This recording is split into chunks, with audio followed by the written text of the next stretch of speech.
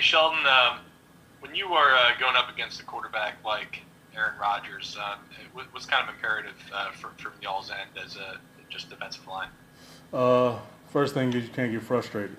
Um, he's one of the most, he's not necessarily a 4 or 5 guy, but he's elusive in the pocket. He makes things happen. So the big thing is don't get frustrated. You're gonna beat your guy clean sometimes. He's gonna get the ball out.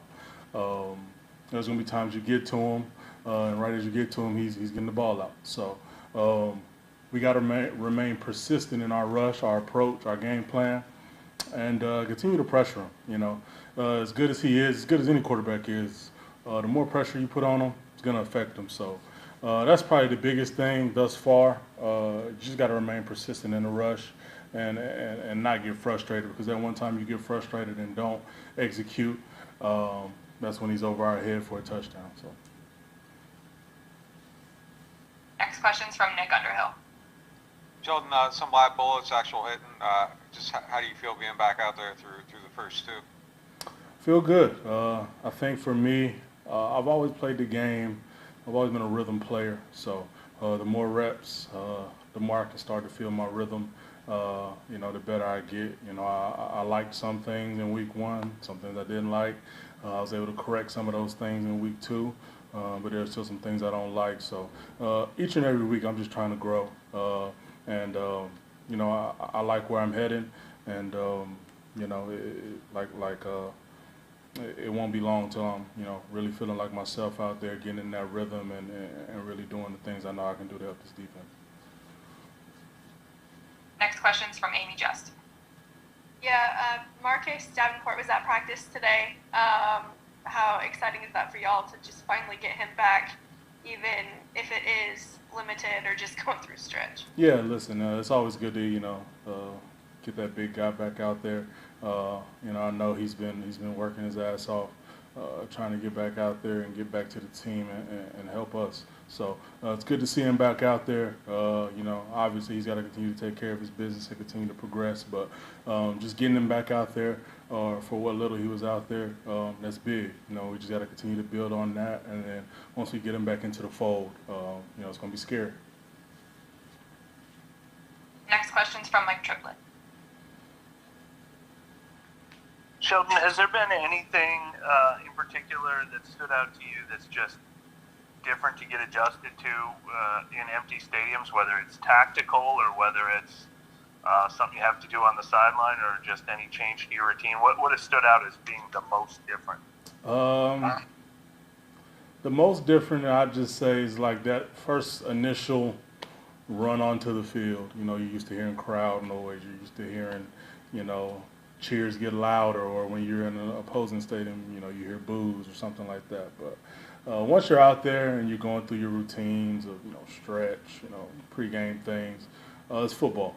And then the moment the ball's kicked off, it's football. So I've never been a huge, y'all know me, I'm real even keeled all the time. So never really feed off anything else. I'm always just kind of, driving myself. So the crowd never really too much affected me, but, I think that's the biggest thing, just that initial run onto the field.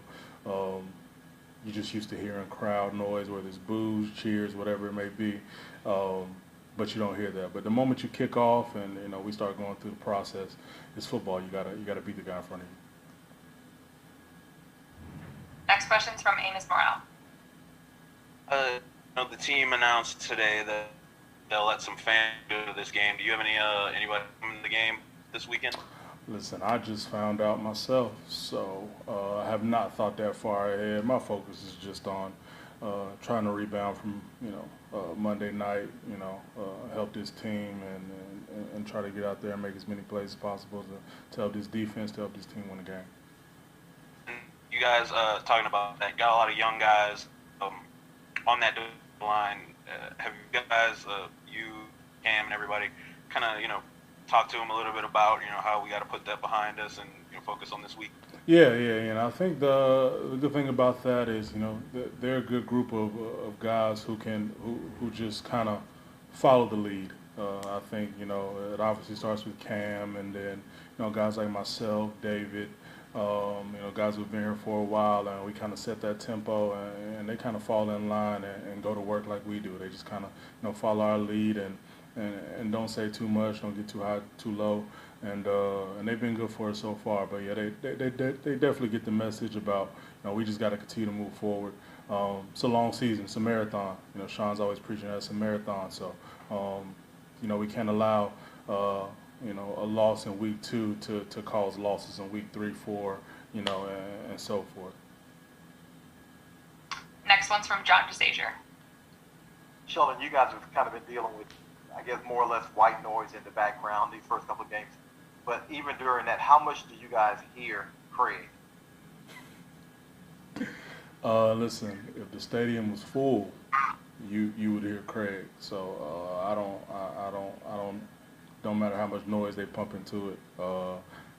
He's Craig the Juice Man for a reason. And he provides that energy for us. Practice, game, playing cards, playing Nintendo, walking in the meetings. That's just who he is, and that's big for this team.